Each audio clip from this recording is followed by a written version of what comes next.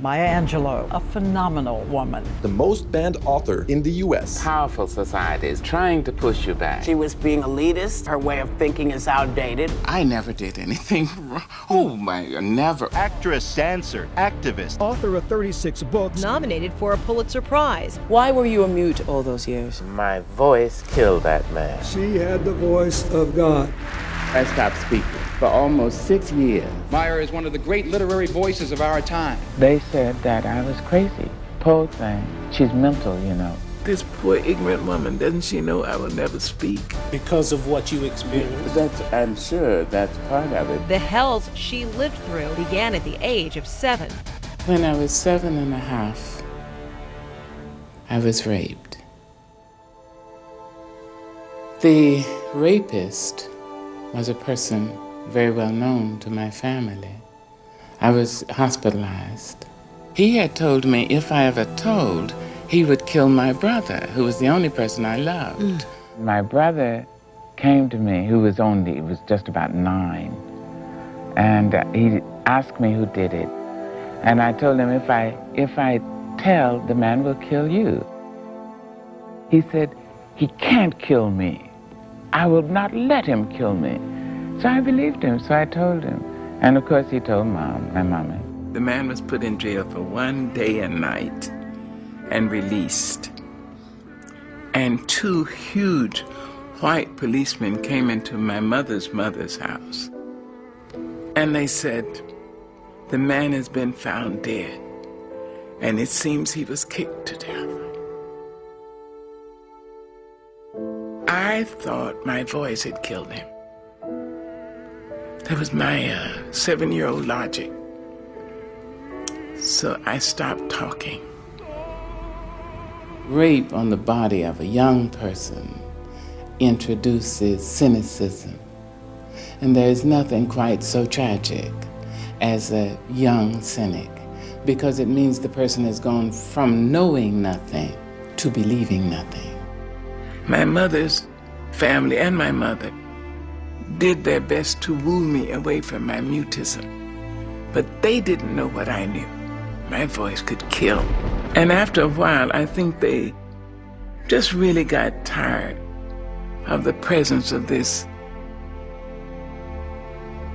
mad and sullen and silent child. So they sent me back to my grandma. The people in the town, they said that I was crazy, that I was retarded. Poor thing, she's mental, you know. And my grandmother would braid my hair and she'd say, sister, I know they think you're crazy, that you'll never talk. But when you get ready, you're gonna talk, sister. Mama knows. You're gonna be a teacher. Sister, you're gonna teach all over this world. I used to sit there and think, this poor ignorant woman, doesn't she know I will never speak? She gave me a little tablet and I kept that on my waistband. So if anybody asked me, what I thought, I would write it. I started to read books, I guess at about 8. And there was a woman in my town, Mrs. Flowers. She was black, she was so beautiful. And she wore a voile, and she'd walk. In this little town? In this tiny little town. And when I'd see her coming up the road, I just thought she was the prettiest thing God had made so far. And she took me to the library in the segregated school and told me, I want you to read from A to CH by the time I come back. And I would read everything. I would understand, whatever I could, but I would read. About 4 years after Mrs. Flowers started me to read, and really to read, I was about 12 and a half. Mrs. Flowers invited me to her house, and she used to make tea cookies and lemonade. And she'd give me that to drink, and she'd talk about poetry, and she'd read to me with this mellifluous voice. And she said, Maya, you do not like poetry. I got my tablet. I said, yes, ma'am. She wouldn't even look at my tablet. And she pointed her finger at me. She just shook her finger in my face. I ran out of her house. I ran back to my grandma. And Mrs. Flowers came back there and pointed her finger at me in front of Mama. She said, "You'll never love it until you speak it, until you feel it come across your tongue, over your teeth, through your lips. You will never love poetry, never." And she harassed me. She kept following me around and around. And finally, I went under the house and I tried to recite a poem. And I found I had left my voice. My voice hadn't left me. Maya Angelou.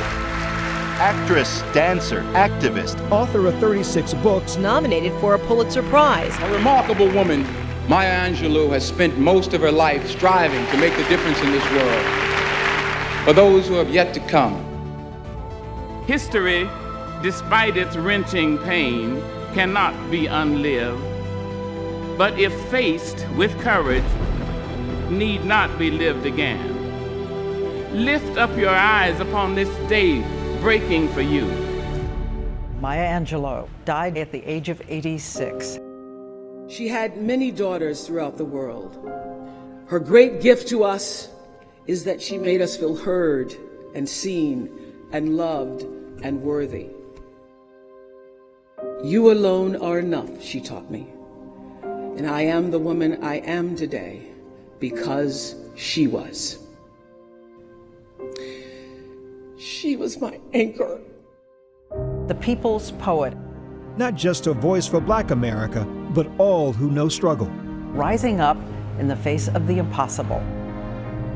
What I have is a readiness to rage. If I see injustice anywhere, I speak up, I do something about it. What happens when we, a group of highly energized human beings, come together to talk about evil?